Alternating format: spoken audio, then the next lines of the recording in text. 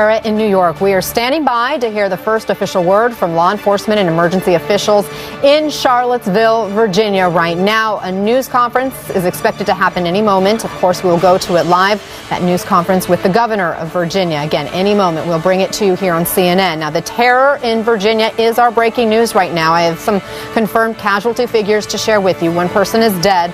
At least 19 others were hurt after a speeding car plowed into a crowd of people during a chaotic day of protests and clashes in the college town of Charlottesville.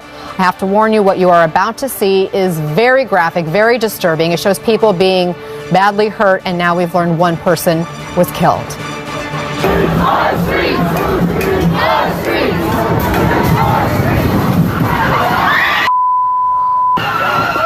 Again, the city of Charlottesville just releasing that one person died when the car suddenly plowed into a crowd of people, and at least 19 others were injured in that incident alone. And that's in addition to at least 15 other people who were hurt in violent clashes throughout the day. Take a look at this video as more violence took over the streets.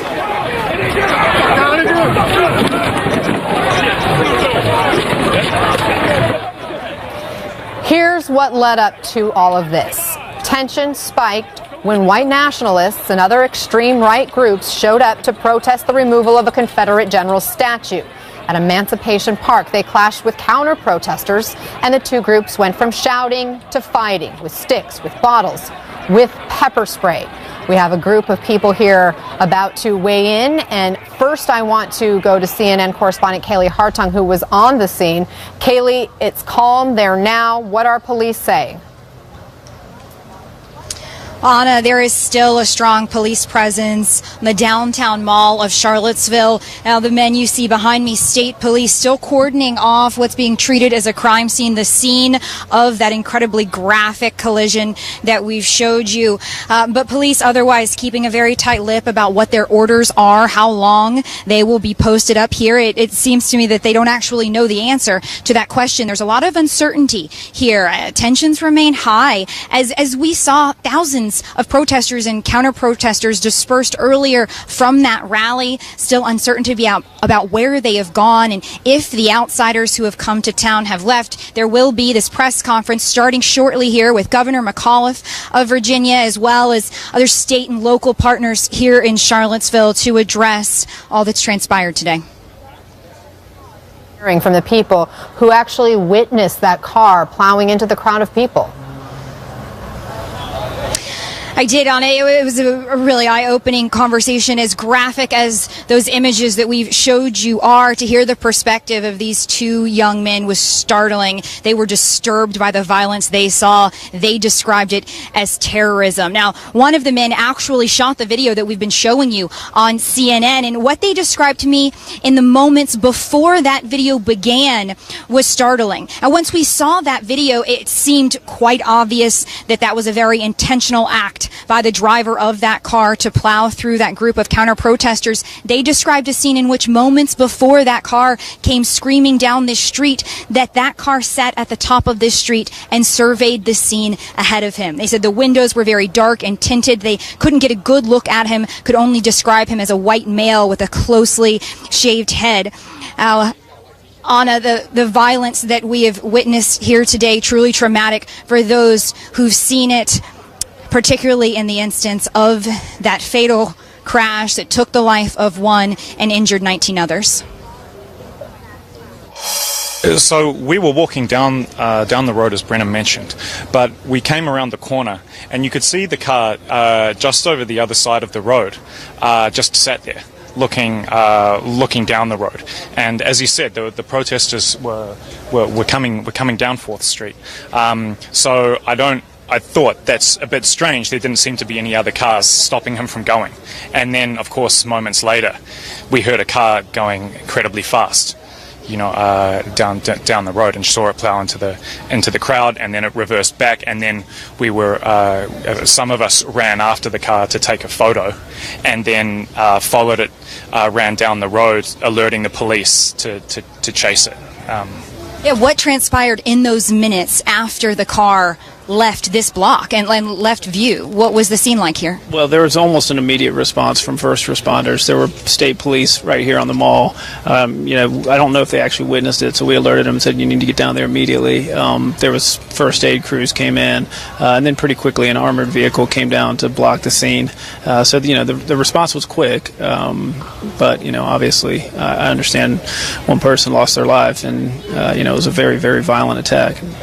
And Brennan, you said that you helped administer first aid to a woman. What else did you observe in terms of victims of that crash? There were a lot of victims around the scene of the actual crash, just halfway down the block, and then people coming up, bloodied, shaken. Obviously, people having, hyperventilating, and then, again, let the professionals take over. And then we got out of this, got out of the scene. It was obviously an increasingly violent day in Charlottesville, and certainly agree with the mayor's recommendation that people just stay home.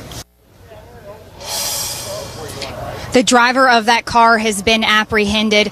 Anna, we hope to learn more about what the police discovered in their investigation of that incident at the presser ahead. All right, Kaylee Hartung reporting there as we await the words from the governor of Virginia following this violent incident, a terrorist attack. Many are calling it domestic terrorism. I want to talk more about this with a whole host of people, including political commentator Andre Bauer, Republican and former Lieutenant Governor of South Carolina, CNN law enforcement analyst and former Public Safety Director Cedric Alexander, political commentator Van Jones, and New York Times contributing writer Anousheh Hussein, who's back with us. Also with us, former CIA officer Evan McMullen, who launched a third-party run against Trump in 2016. So, Andre, let me start with you. I know you are from South Carolina. You've also been a strong supporter of this president. You've now witnessed white nationalist rallies in your state before. We're seeing it here today. One person is now dead after a car plowed into a crowd of Americans.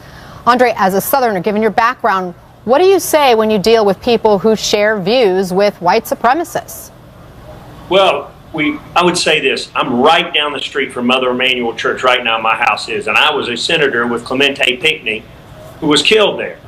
And we held everyone accountable, and they were condemned by all. This community rallied around those individuals and their families, and we became a stronger community because of it.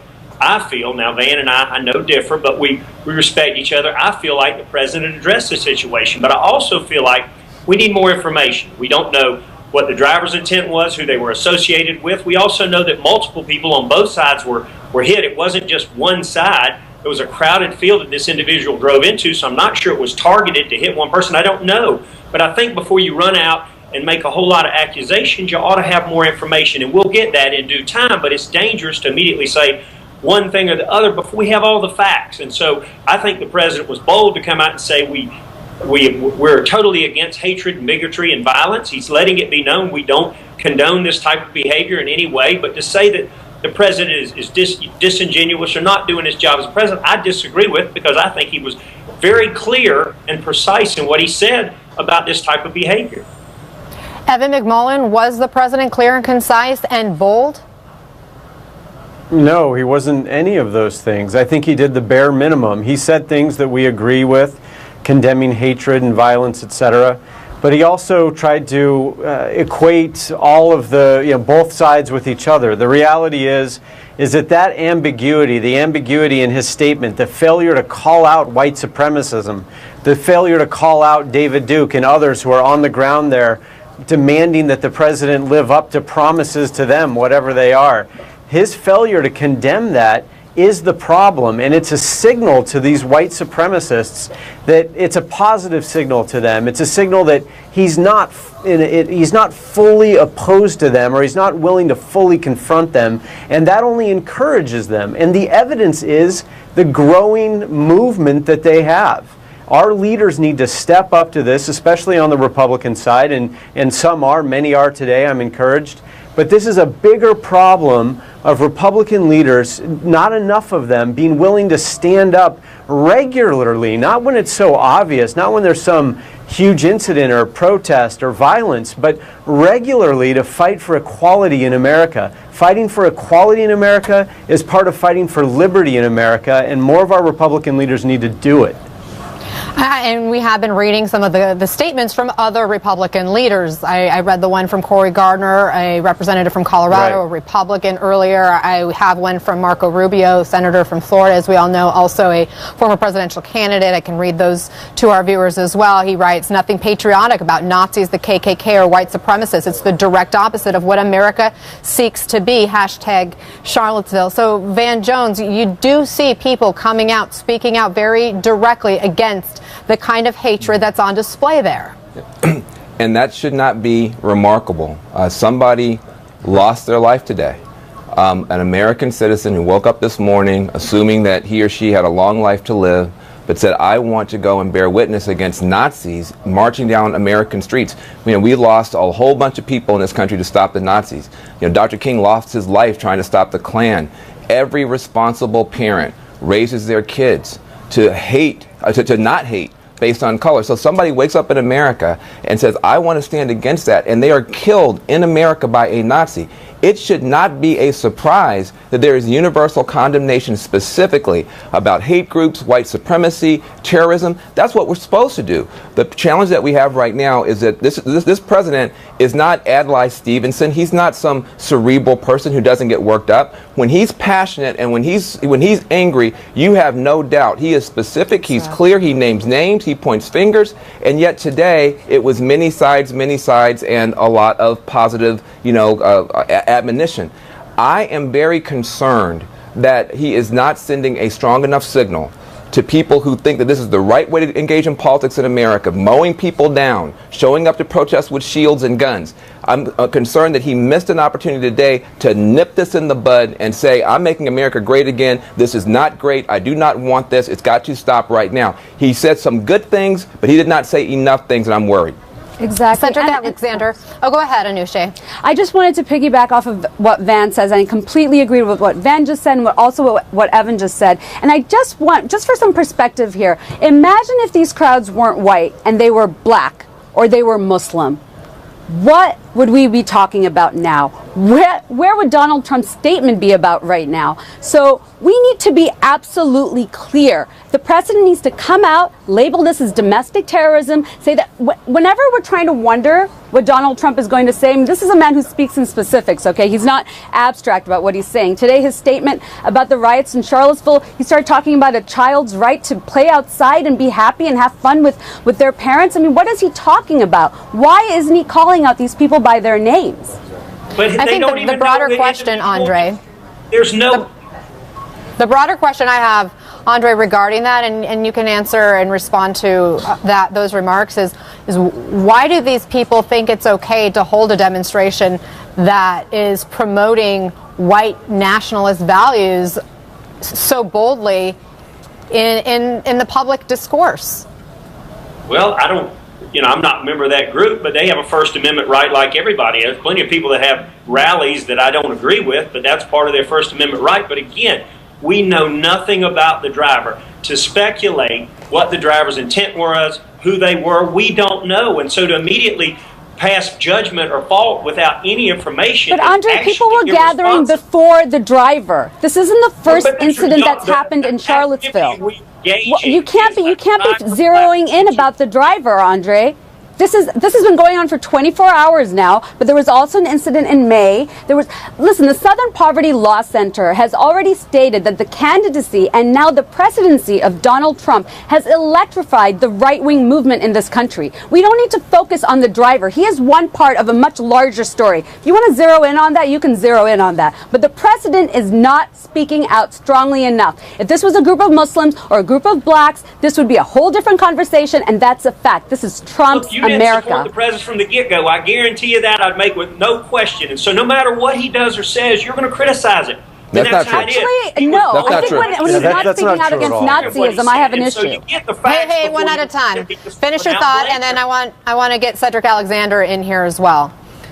Okay, Cedric, I'll let you respond to what you've just been listening to. We talked earlier. You talked about crimes being on display before your very eyes. Mm-hmm. You have a law enforcement background, and I know you are also critical of how the president has responded to these remarks. You believe that some of what he said is actually dangerous. Well, let me say this. Let me respond as a law enforcement official, a former law enforcement official, been in this job for a very, very long time, and now being a public servant as a deputy mayor. But let me talk from the perspective as a lawman, if I will, and a very conservative lawman. And as I've stated earlier, it's about being fair and being impartial to all people, period. Yes, each one of those groups had the right to be there under our First Amendment. They both did, but neither one of them had the right to be violent. Now, I think it's important to note that this is not any kind of way a slam against the President of the United States. When you're president, when you're in that position or any political position, you're always going to be a target. It comes with it. Ask President Barack Obama. So let's consider the fact of this. We had hate groups out there today. KKK groups, neo-Nazi groups, anti-Semitic groups, anti-anything that you can name groups, which is not, quite frankly, representative or people, the majority of people in this country, white or black, Christian or Jew, men or women. That is not who we are as a nation. We are an evolving nation of diversity. And any law enforcement official or any city official, nobody is going to come on this program or any program and tell you that is not the case. It is about being fair and impartial. The President of the United States, he's our president, whether people like it or not. He is the president of this country. But he had a responsibility today to say to the history of the KKK, say to the history of Nazism, say to the history of anything that was hateful, and call them out by name and say this is not acceptable. But he hasn't done that in the past. This does not in any kind of way, let me say this not in any other kind of way, but say to the American people, 300 million people in this country, this will not be tolerated by any group, period. As simple as that. This is not a cerebral debate I'm going to have on this program with anybody, but I'm going to put it in a perspective that is very simple for people to understand. We are Americans, and everyone has the right to protest, but no one has the right to violence. And in regards to the vehicle that crashed into the crowd, Mr. Barr is right. We don't know who that subject was, but it does not matter. At this point, something very hateful happened, and someone was involved in it. We're going to know. They're going to be dealt with under Virginia law. But collectively as a nation, we got to figure out how we're going to go forward. And if we're not going to get the leadership from elected officials at a national level or wherever, then it becomes very important at a local level, at the state level, at the local level, that those communities take responsibility for their communities and they find a way to work through this so that we can move forward as a nation. This is horrible for us. And the world is watching, and as I stated, and I'm in right here, as I stated earlier, our children are watching, Anna. They're watching us. And we are watching for this news conference with one of those officials you just talked about, needing to send a strong message, needing to provide guidance as we move forward from this situation. Governor Terry McAuliffe is going to address the nation in his remarks. We'll bring them to you live here on CNN on the other side of a quick break.